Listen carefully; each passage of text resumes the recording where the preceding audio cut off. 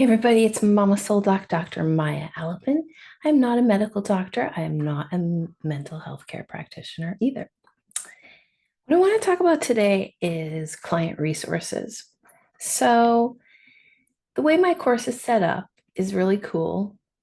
Even though I'm a doctor and even though I've been through all this rigorous education, I find it kind of boring to sit through long lectures and regurgitated information that I could look up on the internet if I wanted to.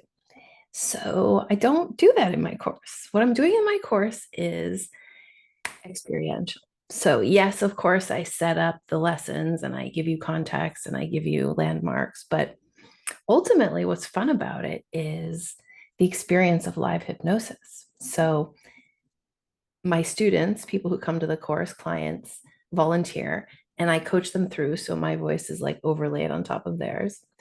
And we're learning transformation live, unhinged, so to speak.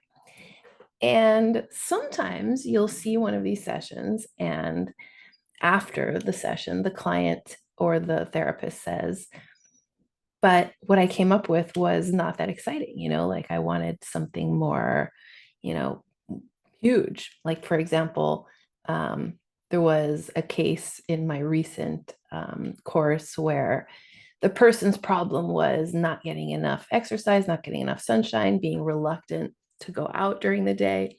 And the resource ended up being like a series of muumuus, like a series of clothes that would make it easy to do. And so that seems like a very small thing, right? Like, what? A lot of people would think that's weird. I have another one I can think of kind of in the recent past where the person like removed an apple from their throat, and that was like a movement towards self-expression, and the apple had all kinds of characteristics. And anyway, the point of the story is a lot of the time what I'm hearing is not what I would do, and it's not making sense to me, and I don't even really fully always understand what it's about or what's going on. So the message of this video is that is irrelevant. It is not up to us to judge resources because the subconscious mind is speaking to us symbolically, and we don't always understand like what it's saying or what it's picking a certain thing for. And the bottom line is that's not my business. It's not up to me because as long as I can perceive the moment of change, I know the subconscious has done its thing. And I don't need to fully get into the logistics of that. Sometimes I'm interested and sometimes I will. And sometimes there's more to the story. But overall, a client's resource is always obvious, and it does not need to be something huge. It does not need to be predictable. It doesn't need to be recognizable. It doesn't need to be something that would make sense to you if you were in that person's place. So it's just super, very essentially important to never judge the subconscious and never judge the way that it proceeds, because it's speaking its own language and it's doing its own process. And so our reaction to it really is irrelevant.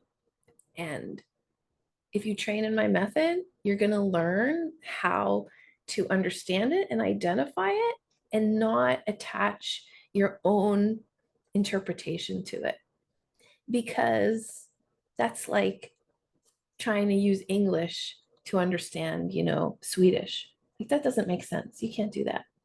So never judge the clients, never judge their resources, never judge their subconscious. You don't even know what it's saying or doing. So, I mean, you do because you're an expert, but ultimately, the way it's communicating is personal to it, and it will come up with whatever the hell it wants to, as long as you give it space to do so. So, no judging, no expectation, no attaching your own interpretation. And in general, allowing the client always to have it exactly the way they want it that makes sense to them. That's the very best way to get to the subconscious. I hope that helps. If you have any questions about it, please let me know. This is Dr. Maya Alapin in Montreal, Quebec. Thank you for listening.